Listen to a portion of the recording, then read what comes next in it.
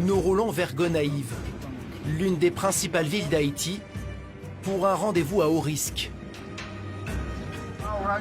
Nous nous dirigeons au nord pour rencontrer les Ambachals. Un gang qui contrôle plusieurs quartiers.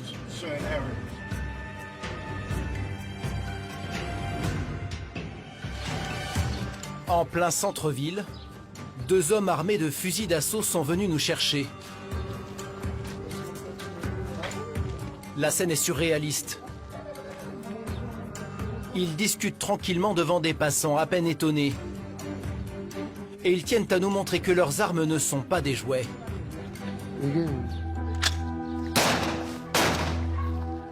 Ce gang est accusé d'agression, de racket sur les commerçants et de viol.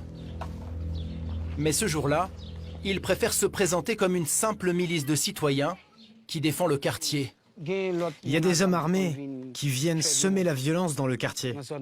C'est pour ça que nous portons des armes, pour protéger le business et les habitants d'ici. Des bandits viennent nous embêter, vous comprenez? Effectivement, des ennemis, il n'en manque pas. Ils s'appellent Gran Grif ou Ticho. Des noms sympathiques, mais qui cachent des criminels redoutables. Les autorités ont officiellement recensé 76 bandes armées dans le pays. Raquettes, meurtres, ces groupes armés ne reculent devant aucune démonstration de force.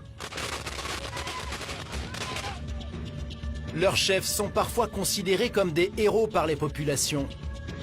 Le plus puissant d'entre eux est surnommé Barbecue. Sa spécialité, brûler vivant des gens dans leur maison. Nous l'avons rencontré dans son quartier. Je n'ai jamais tué pour de l'argent.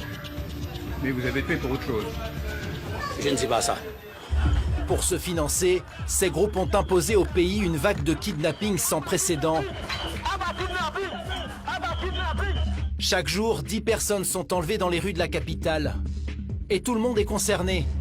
Les pauvres comme les riches.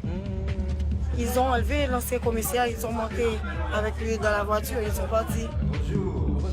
Nous étions là pour le premier jour de liberté de 2 religieux français. Des otages relâchés après 19 jours de détention. Il y a eu des moments difficiles. Cette petite île de la mer des Caraïbes a longtemps été surnommée la perle des Antilles. Désormais, le pays est devenu Haïti la maudite. En 2010, un tremblement de terre a rasé la capitale. 300 000 morts. Ici, l'État est en faillite depuis des décennies. Pour tenir le pays, chaque président a financé ses propres milices, qui sèment la terreur dans les quartiers tenus par l'opposition.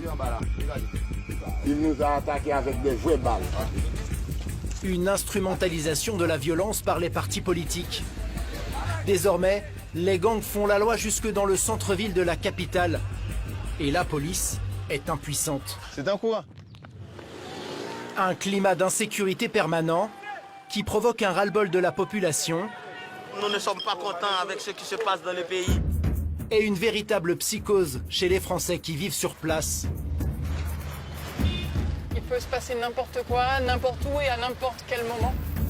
Plongé dans un pays au bord du chaos, où les gangs font la loi.